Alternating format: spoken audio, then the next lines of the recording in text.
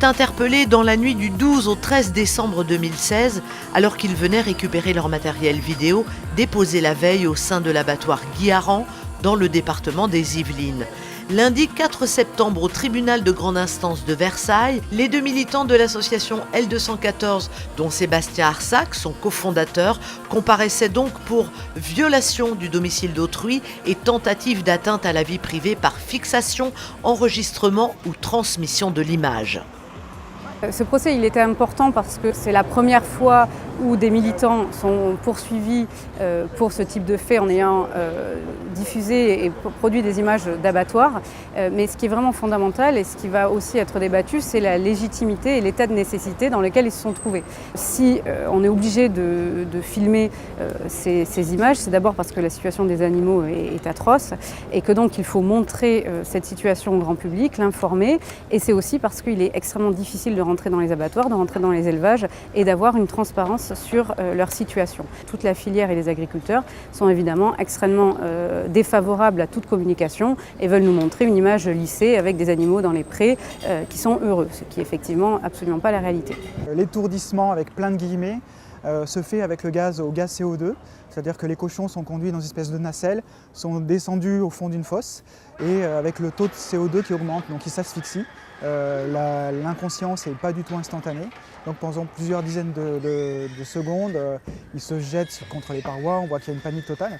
Quand on dénonce une situation, si on le fait simplement avec des mots, on peut toujours nous dire qu'on est partial, qu'on est militant, tandis que les images, pour nous, c'est une parcelle de vérité, un petit voile qu'on lève sur la situation des animaux.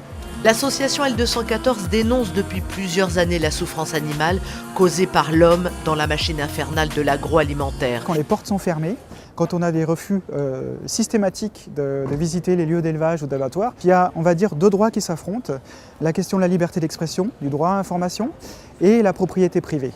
Et l'intimité. Sauf que là, l'intimité, en l'occurrence, si on avait mis des caméras dans la chambre à coucher du directeur de l'abattoir, ok, je veux bien l'entendre que c'est un problème. Sauf que les caméras étaient sur les cochons qui descendent dans la fosse et la violation de domicile. Alors le mot domicile a été étendu aux locaux professionnels. Évidemment, pour témoigner de ce qui se passe à l'intérieur et installer des caméras, il faut rentrer dans l'abattoir.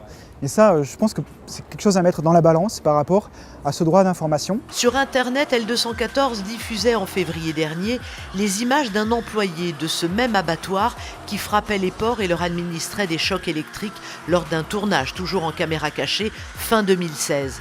L214 demande alors une enquête pour maltraitance contre l'établissement.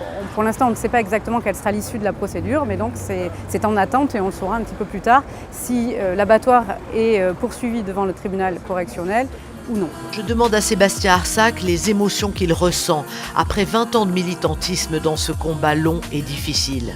Il y a la colère, il y a la tristesse et qu'on essaye de canaliser pour essayer d'avancer, mais tous les jours ça me conforte dans la décision que j'ai prise il y a 20 ans d'arrêter de consommer les animaux. Et il n'y a pas un jour où je regrette cette décision, mais au contraire, ça me la renforce à chaque fois qu'on voit ces images-là. Qui sont les coupables de cette situation de souffrance extrême et en quoi l'action de l'association de protection animale L214 est importante? On a en permanence l'agro-industrie qui essaye de mettre une distance entre la viande et l'animal.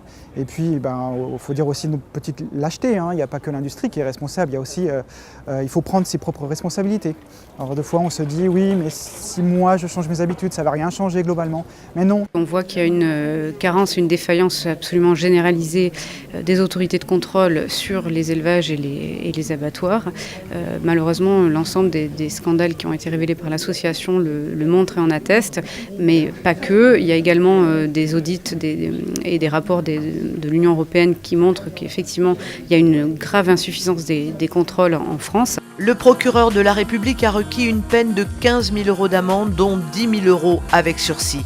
Jugement rendu par le tribunal de Versailles le 9 octobre prochain.